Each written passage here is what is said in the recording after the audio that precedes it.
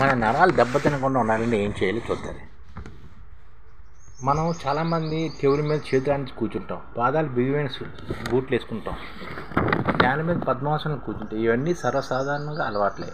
మనము టేబుల్ మీద ఆడించి కూర్చోవడం, పాదాలకి బిగువైన బూట్లు వేసుకోవడం, ఇవన్నీ పద్మాసనం కూర్చుంటాం, ఇవన్నీ నరాలు దెబ్బతింటాయట. నాడు డ్యామేజ్ ఎలా నియంత్రించాలో మనం కొంత తెలుసుకోవాలి. ఎందుకంటే డెస్క్ మీద చేతులు పెట్టుకుని అలవాటు ఉన్న వాళ్ళు ఆ ప్రదేశాన్ని మెత్తని ప్యాడ్ ఏర్పాటు చేసుకోవాలంట. అంటే మనకు డెస్క్ మీద కొన్ని చేతులు పెట్టుకుని అలవాటు ఉంటాయి కదా మన టేబుల్ మీద, కానీ అక్కడ మెత్తన వేసుకుందాం. అలాగే కార్పల్ టన్నల్ సిండ్రోమ్ రాకుండా కంప్యూటర్ ముందు పనిచేసేటప్పుడు మణికట్టు ముంచే సమాంతరంగా ఉండేట్లా చూసుకోవాలట. ఎక్కువ సమయాల పాటు పద్మాసనం కూర్చోకూడదట. బిగువైన బూట్లు వేసుకోకూడదట. మోకాలు సర్జరీ తర్వాత బ్యాండేజ్ మరీ బిగుగా ఉండకూడదట. ప్రమాదం గురైన వెంటనే ఆలస్యం చేయకుండా వైద్యం సంప్రదించాలి. అవయవాల స్పర్శ ఏమాత్రం తగ్గిన, తిమ్మిలు మొదలైన బలహీనత కనిపించిన వెంటనే వైద్యం కలవాలని చెప్తుంటారు. ఎందుకంటే నరాలు అనేది చాలా డ్యామేజ్. మధుమేహం, బీపీ ప్రభావం ఉంటుంది అన్నమాట. ఎందుకంటే నరాలు కొంత ఇబ్బంది ఉంటే తిమ్మిడి వస్తుంటుంది. మధుమేహం నాళ్ళు డ్యామేజ్ దగ్గర సంబంధం ఉంది. సాధారణ మధుమేహం నిర్ధారణ అయ్యే సమయానికి 20% మీద నాళ్ళు పనితీరు దెబ్బతింటుంది. కాబట్టి చేతులు, కాళ్ళు, నాళ్ళు సురక్షితంగా ఉండాలంటే మధుమేహం మీద ఒక కన్నీసి ఉంచాలి. నిర్ధారణ అయిన తర్వాత చక్కెర అదుపులో ఉంచుకోవాలి. అధిక రక్తపోటు నాళ్ళ మీద కూడా ప్రభావం చూపుతుంది. రక్తపోటు పెరగడం మూలంగా నాళ్ళు రక్త ప్రసరణ తగ్గి డ్యామేజ్ గురవుతుంటాయి. నాళ్ళు టెలిఫోన్ తీగలు లాంటివి. ఈ తీగలు దెబ్బతింటే శబ్ద ప్రసారాలు అంతరాయం ఏర్పడినట్టే మనం పూర్తిగా తెగిపోతే టెలిఫోన్ పూర్తిగా మోగపోవచ్చు. అందుకే నాడులు దెబ్బతిన్న ఇదే పరిస్థితి. మరీ ముఖ్యంగా అరచేతులు, చేతులు, పాదాలు, కాళ్ళకు సంబంధించిన నాళ్ళు దెబ్బతింటే ఆయా అవయవాలకు మెదడుని సిగ్నల్ అందక తిమ్మిరి, మొద్దుబారడం, స్పర్శ కోల్పోవడం, బలహీనత ఆవరించడం లాంటి లక్షణాలు తలెత్తాయి. అంటే మనకి సిగ్నల్స్ అందం అనమాట. తిమ్మిరి, మొద్దుబారడం, స్పర్శ కోల్పోవడం లాంటివి ఉంటాయి. అందుకని నాళ్ళు ఎప్పుడు కరెక్ట్గా ఉండాలి. దురదృష్టకరమైన విషయం ఏంటంటే ఇలాంటి లక్షణాలు ఎక్కువ మంది నిర్లక్ష్యం చేస్తుంటారు. పూర్తిగా పని చేయలేని పరిస్థితి చేరుకున్న తర్వాత మాత్రం కంగారు పడిపోయి వైద్యుల దగ్గరికి పరిగెడుతుంటారు. కానీ అలా ఆలస్యం చేయకుండా చికిత్స సరిదిద్దే నాడీ సమస్యలను ఎప్పటి నుంచి సరిదిద్దేలాగా చూసుకోవాలి. నాడులు ఎందుకు దెబ్బతింటాయో చూడాలి. ప్రమాదాలు, ఒరుసుకుపోవడం, రక్త ప్రసరణ ఆగిపోవడం, మధుమేహం, అధిక రక్తపోటు, రేడియేషన్, మెటాస్టిస్, నాళ్ళు క్యాన్సర్ పాకడం వల్ల నాళ్ళు దెబ్బతింటాయి. రోడ్డు ప్రమాదం నేల మీద పడిపోయినప్పుడు శరీరం దెబ్బలు తగలకుండా చేతులు చాపి అడ్డుకునే ప్రయత్నం చేస్తాం. చేతులు రోడ్డుకు ఢీకోవడం వల్ల బహుమూలలో నాళ్ళు దెబ్బతింటాయి. అలాగే చేతులపై స్ట్రెచ్ అయిన నాళ్ళు దెబ్బతింటాయి. ఇలాంటి ప్రమాదాలు నాళ్ళు పూర్తిగా దెబ్బతింటే చేయి మొత్తం బలహీనపడిపోతుంది. పాక్షికంగా దెబ్బతింటే బలహీనత తక్కువగా ఉంటుంది. అలాగే రోడ్డు ప్రమాదాలు, ఫ్రాక్చర్ సమయంలో కూడా నాళ్ళు దెబ్బతింటుంటాయి.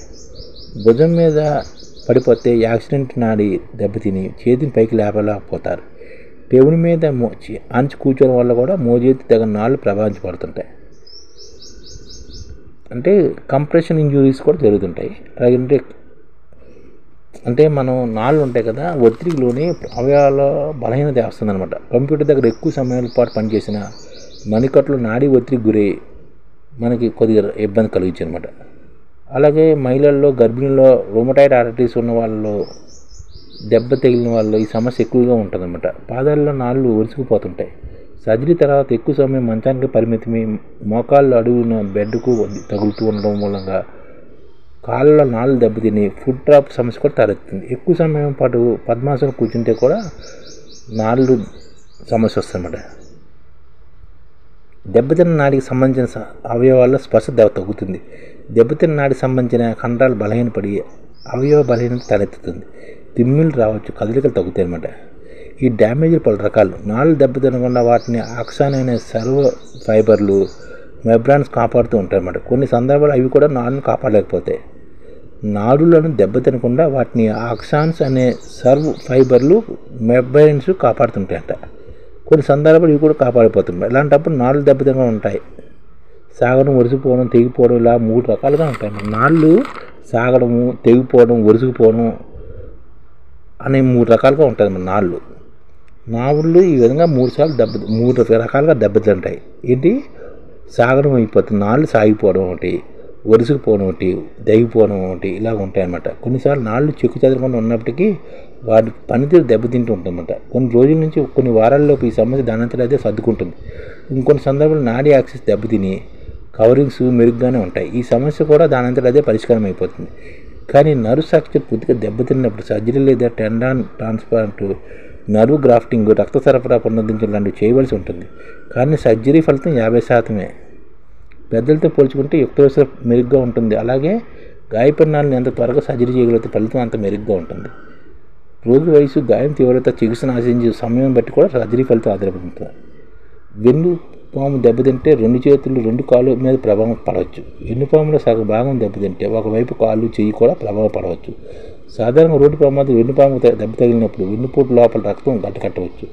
కొన్ని సందర్భాల్లో వెన్నుపూసల మధ్య నాళ్ళు ఒదిపి గుడి కావడంతో దాంతో అవయవాల బలహీనత తలెత్తుంది. ఇలాంటి సందర్భంలో కూడా సమస్య తీవ్రత పెట్టి సర్జరీ ఫలితాలు ఆధారపడి ఉంటాయి అన్నమాట. అంటే కొన్ని వెన్నుపూసల మధ్య నాడులు ఒలిపిడి గుడి కావుతుంది అన్నమాట. అప్పుడు కూడా సమస్య వస్తుంటుంది. అది ఈ విషయంగా నాడులు దెబ్బతినకుండా చూడాలి. కానీ మనం ఎంత చేసినా సరే కొన్ని వయసు రీత్యా నాడులు దెబ్బతింటాయి. అది మనం ఏం చేయలేము, కొంతవరకు పరిష్కరించుకోవచ్చు.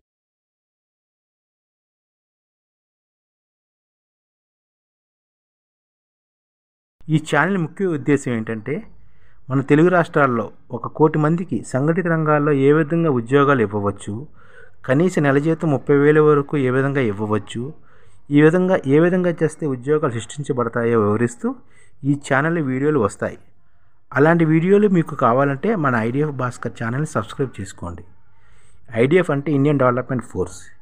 ఈ వీడియోలు చూసిన తర్వాత మీకు నచ్చితే లైక్ చేయండి, మీ ఫ్యామిలీ మెంబర్స్కి షేర్ చేయండి, మరియు మీ ఫ్రెండ్స్కి షేర్ చేయండి. Thank you. నమస్కారం.